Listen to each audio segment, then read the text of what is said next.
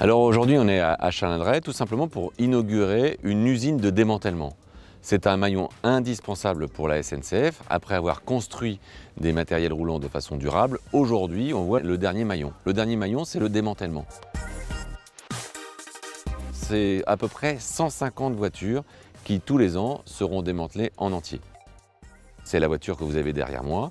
Elle sera sectionnée, d'abord pour récupérer l'ensemble des matériaux, ce qui est très important, et puis pouvoir refaire sans aucun doute un nouveau train et d'une nouvelle forme bien évidemment. Entre 2018 et 2028, on a pour ambition de démanteler plus de 12 000 voitures. Et aujourd'hui, on a regardé ici, à Chalindrey, la façon dont on pouvait le faire le plus automatisé possible.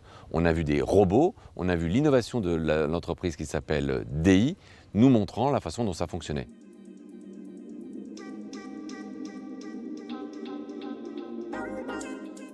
Auparavant, ce sont des personnes, des ouvriers qui, avec des lances, travaillaient en combinaison dans des conditions très difficiles, au milieu de la poussière, pendant des temps maximum de 2 heures, enfin des conditions extrêmement pénibles.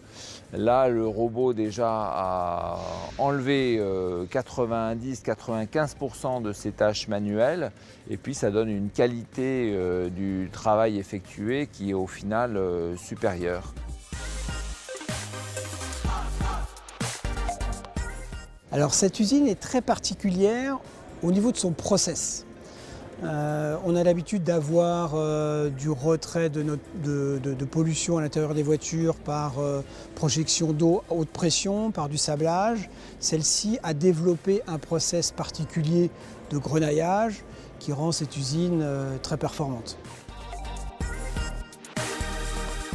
Nous allons avoir en France plusieurs unités de production à l'identique de cette usine, on va dire à la hauteur de ce marché, un petit peu partout en France, une dizaine d'usines pour être plus précis.